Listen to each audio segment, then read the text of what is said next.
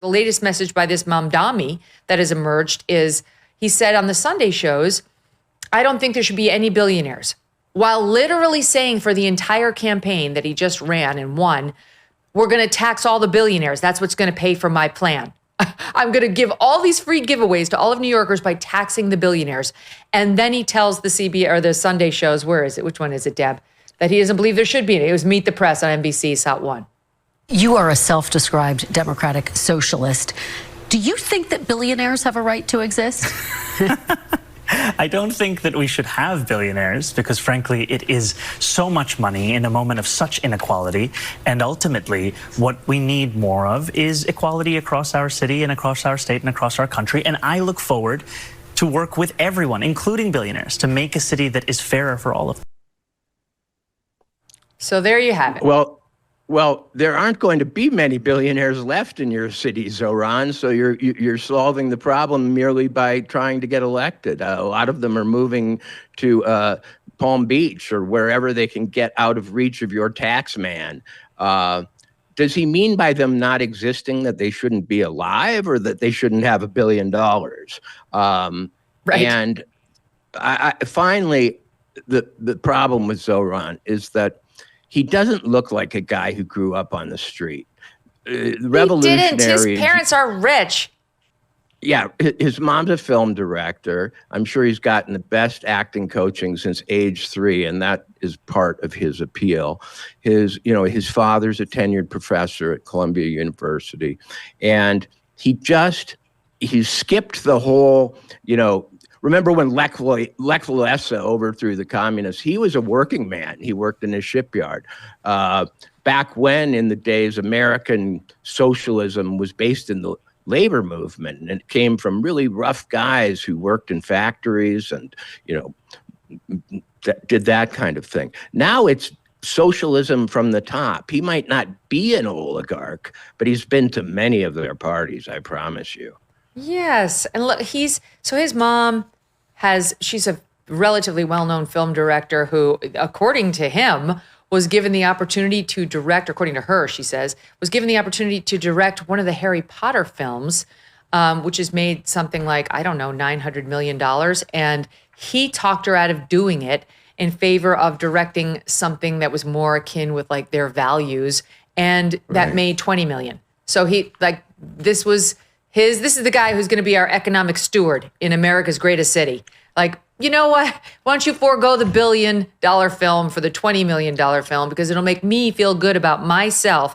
He's out there cosplaying like a third world person because he lived in Uganda for the first 7 years and then moved here. He's 33. This video of him eating with his fingers is circulating. Well, he's talking about how he understands the third world. I mean, literally, his mother's, I think, got millions. Here, watch this.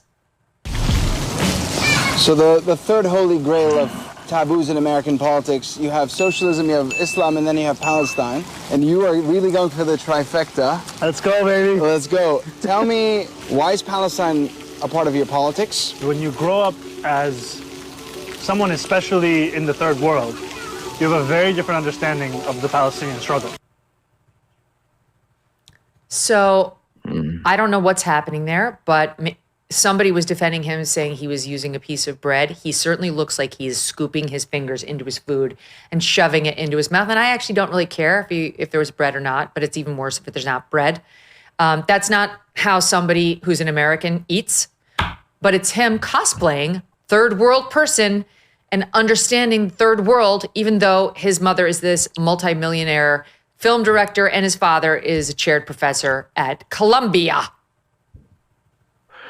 Well, Americans always want their cake and eat it too. They want to, lose weight without eating less. They want to learn in their sleep, and they want everything, in its impossible form. And now we want socialism from the point of view of a Nepo baby, which is the only way you could still believe in it at this point, because if you've actually lived it, like many of the refugees and migrants to America, he's the kind of politician that has caused people to emigrate to America, because leaders like him have impoverished the countries that they come from. They must be like looking at each other and going, oh, no, not this again. So he is running. When he was running, he just won the Democratic nomination. As a reminder, the actual general election is 4 months away in November for the mayor of New York. But while running, he made clear that he wanted to divide the city in terms of race, that's how he was going to determine who to tax more, who was advantaged and who wasn't. And he was asked about this and his focus on whiteness when he went on Meet the Press. He's got a campaign platform that calls for the city's notoriously skewed property tax system, in which ritzy brownstones are hit at lower rates than homes and rentals in lower income neighborhoods, which even some of his Republican competitors have acknowledged could be a problem. Like it got this way through some wackadoodle policies. But even those who have been talking about this talk about it in terms of people who make a bunch of money shouldn't have a lower property tax than people who don't, right? But here's how he talks about it on his website. Shift the tax burden from overtaxed homeowners in the outer boroughs to more expensive homes in richer, wait for it, and whiter neighborhoods. Now, what does white have to do with it? Why didn't richer get it done? This came up when he went on Meet the Press this weekend, and here's how that went. Explain why you are bringing race into your tax proposal. That is just a description of what we see right now. It's not driven by race. It's more of an assessment of what neighborhoods are being undertaxed versus overtaxed. And I understand you're saying we're simply describing the types of neighborhoods that would see these increase in taxes. And yet, by invoking race, do you run the risk of potentially alienating key constituents? I think I'm just naming things as they are. And ultimately, the thing that motivates me in this is to create a system of fairness. So no plans to change that language on your website? The focus here is to actually ensure a fair property tax system, and that the use of that language is just an assessment of the neighborhood. If I have to demonize Whitey along the way, then so be it. That's just basically where he stands. It's a bonus. It's a fringe benefit. If whiteness itself confirmed wealth, albinos would be the richest among us, but they aren't. And the truth is that if you look at statistics across the board in America, per person, white people are not the richest demographic. They really aren't. And I challenge your listeners to do some research on that. He's trying in all kinds of ways to be a mischievous revolutionary who we can love and hug and relate to, but he wants to signal at all times his absolutely most venomous and aggressive radical base. The other thing that he's been doing is allowing leaks, or I don't know if he's allowing them or if they're happening by themselves, of past positions, which are even more horrifying than the ones he's holding presently. And I think the strategy there is to make himself look like he's moderated somewhat. He's you almost expect to hear that at one time he wanted the New York Stock Exchange to be turned into a halal meat market for the homeless or something. And now he just wants to close it down. He's moderated. Well, look at this one. I don't know whether he's moderated on this one or not, but here is an explicitly communist principle that he embraced on this podcast in SOT 7. What the purpose is about this entire project, it's not simply to raise class consciousness, but to win socialism. And obviously raising class consciousness is a critical part of that. But making sure that we have candidates that both understand that and are willing to put that forward at every which moment that they have, at every which opportunity that they're given. We have to continue to elect more socialists, and we have to ensure that we are unapologetic about our socialism. There are also other issues that we firmly believe in, whether it's BDS, right, or whether it's the end goal of seizing the means of production. That was posted on X in 2021. It wasn't that long ago, but seizing the means of production, whoa. Well, first of all, why did he dress in a green Star Trek pajamas Very good question. outfit in front of a portrayal of the planet Jupiter. I think he's trying to make us think he's the future, and that he represents something that we can't stop, something that's coming for us. But he might be posing as Ketanji Brown Jackson put it in the Supreme Court case that dropped on Friday, Martians, quote, from another planet, as though she's not aware that Martians. Our native Martian population is one thing, but the ones that come from another planet. I got a secret. He's a bizarre character. He's an actor. He's been cast. He's a salesman. If he came to my door, I would slam it because I would be sure that he wanted my credit card. If he wanted to marry a relative of mine, I would sit him down and question him on his prospects, because he's a little bit like the Music Man. He suddenly showed up in town with the answers to everything. And the simplest answer is that things should be free, and that our big problem is that they aren't.